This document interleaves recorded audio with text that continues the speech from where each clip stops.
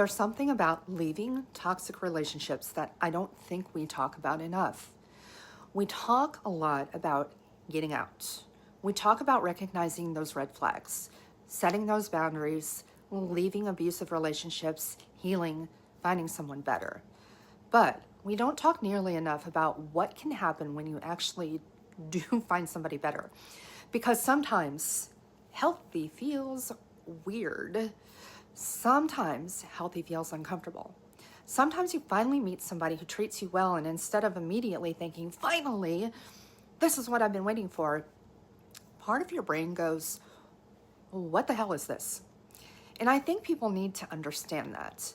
Because after you've spent enough time in unhealthy relationships, you don't necessarily walk into a healthy relationship knowing how to function in one. I certainly did not. And I want to talk about this from both sides today. Because there's the person who came out of the toxic relationship, and then there's the person who loves them afterward.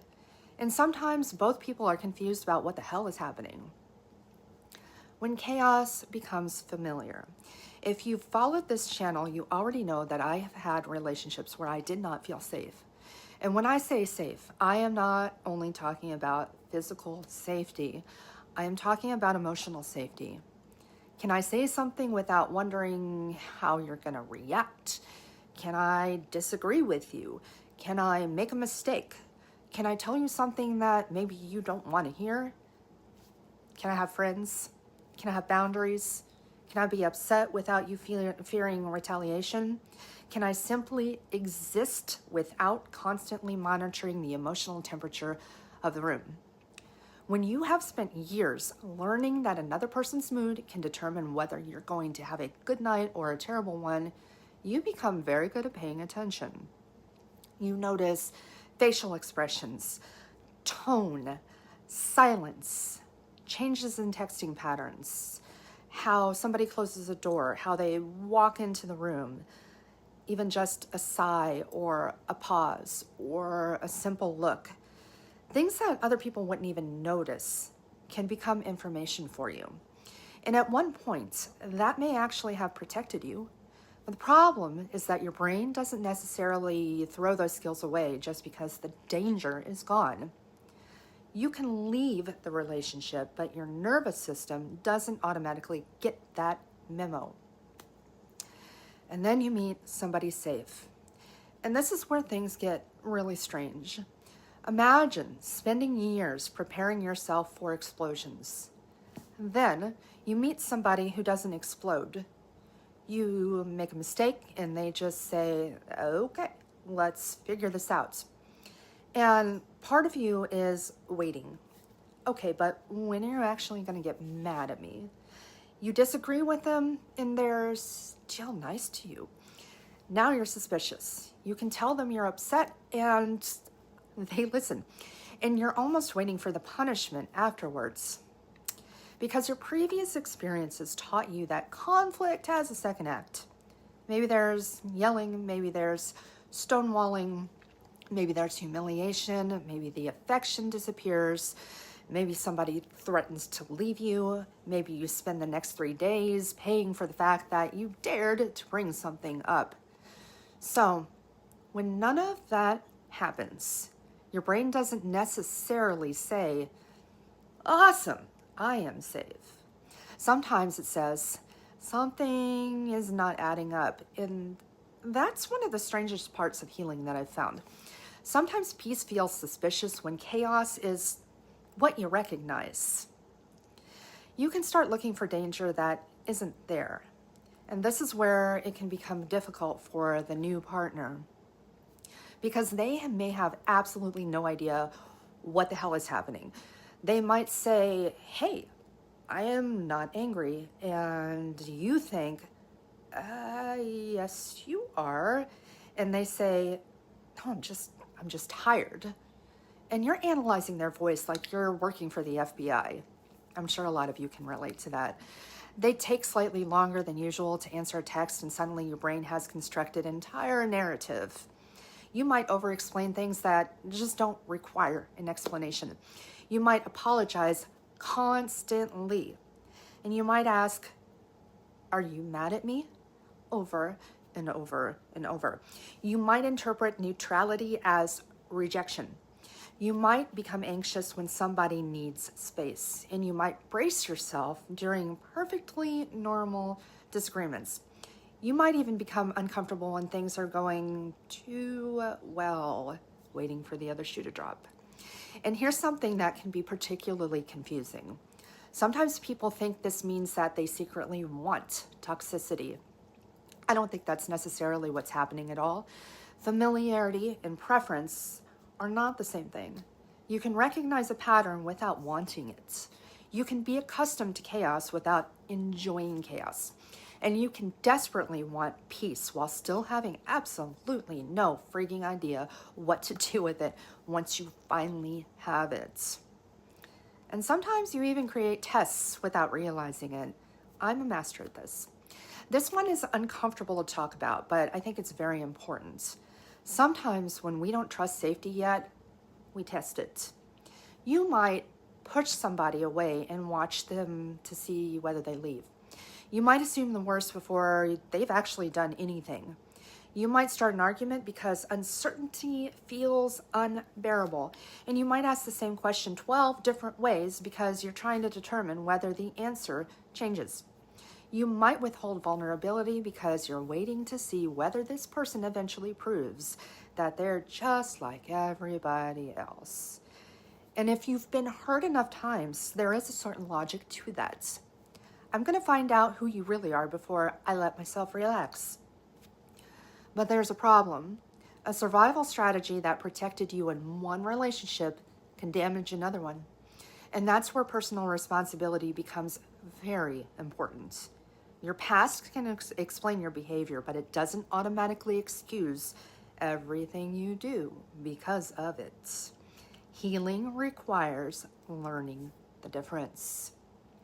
Now let's talk about the other person, because I think partners of people who have experienced toxic relationships sometimes get completely left out of this conversation. So imagine loving someone and treating them well and repeatedly being treated like you're about to hurt them. That can be painful, and you may think, I have never done that to you. And you're right, you didn't. You may think, why don't you trust me? And that's an understandable question as well. But sometimes the reaction you're seeing isn't entirely about you. You may simply be standing in a place where someone else once stood. A tone sounds familiar. A disagreement feels familiar. A situation resembles something that once ended very badly. And suddenly you're dealing with a reaction that seems wildly disproportionate to what's actually happening. That doesn't mean you should be accepting of mistreatment. It doesn't mean that you should constantly walk on eggshells. It doesn't mean that you're supposed to be your partner's therapist. And it certainly doesn't mean that you have to spend your entire relationship proving that you're not that somebody else. But understanding where the reaction comes from can be completely different depending on how you respond to it. So what does a healthy partner actually do? One of the most helpful things of a healthy partner can do is provide consistency, not perfection, consistency. If you say you're going to do something, do it. If you need space, communicate that instead of disappearing. If you're angry, say you're angry without making anger frightening. If your partner brings up a concern, don't punish them for bringing it up. If you disagree, demonstrate that disagreement, but let them know that that doesn't mean abandonment. And sometimes reassurance is really helpful. Something as simple as, we're okay, I'm frustrated, but we're okay, can mean more than you realize to someone whose previous experience taught them that conflict meant the entire relationship was suddenly in jeopardy. But there's another piece of this that matters just as much. The person healing has responsibilities too. Your partner can create a safe environment. They cannot force your brain to believe it's safe. They can communicate, they can reassure, they can be consistent, they can show you repeatedly that conflict does not equal danger. But eventually, you also have to learn how to recognize when you're responding to the person in front of you and when you're responding to someone else who isn't in the room anymore. That work belongs to you. Safety is built in very boring moments. I think this may be one of the biggest misconceptions about healthy relationships. People imagine safety as some enormous romantic gesture, and it's usually not. Safety gets built in hundreds of tiny moments. You tell somebody something embarrassing. They don't weaponize it later. You say no. They respect it. You disagree. They don't threaten the relationship. You make a mistake and they don't humiliate you. They are frustrated. They communicate instead of punishing you. You bring up something that hurt you and they don't immediately turn the conversation into a trial about everything you've ever done wrong. Every time that happens, your brain gets another piece of evidence. Oh, this is different. And then it happens again and again and again. Until eventually you realize that you aren't monitoring every facial expression anymore. You're not rehearsing explanations before you speak. You're not trying to predict somebody's mood before you even walk into the room. You're just living. And weirdly enough, that can take some getting used to. Healthy doesn't mean conflict-free, though.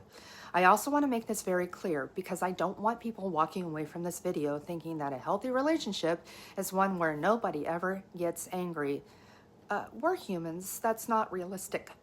Healthy couples disagree. Healthy couples get irritated with each other. Healthy couples misunderstand each other. Healthy people occasionally say something hurtful.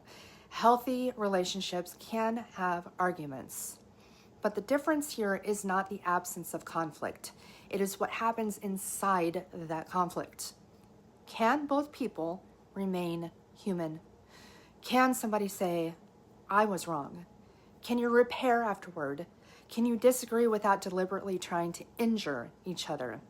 Can you still feel fundamentally secure in the relationship while you're temporarily unhappy with one another? That is safety. And for somebody whose previous relationships taught them that conflict meant danger, learning that distinction can take some time. Here's the strangest part of healing, though.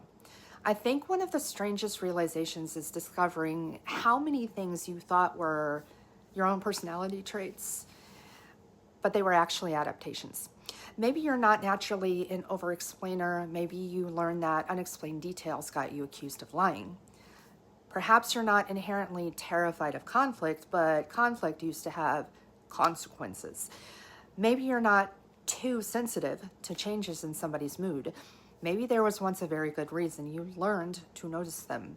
And maybe you aren't incapable of trusting someone. Maybe trust stopped being something you could give freely because somebody taught you that doing so wasn't safe. Understanding where those behaviors came from can be incredibly validating. But then comes the harder part, deciding which ones you still need. Because survival skills are incredible when you are surviving. They're exhausting when you're finally safe. So, if you have left unhealthy relationships and now find yourself in something healthy, but you're confused about why you can't just freaking relax, there may not be anything particularly mysterious about that. You're learning a relationship language that you were not previously taught. And if you're the partner on the other side of this, you deserve understanding too. You can be compassionate about somebody's history while still having boundaries. You can reassure somebody without surrendering your own emotional needs. You can understand why a behavior exists while still saying, hey, we need to work on this. Those things can coexist because ultimately a healthy relationship should not require one person to heal the other. It should give both people an environment where healing is possible. And maybe that's one of the clearest definitions of emotional safety that I've ever found. I don't have to be afraid of you in order to love you. And I don't have to be afraid of losing you every time we're not perfectly okay.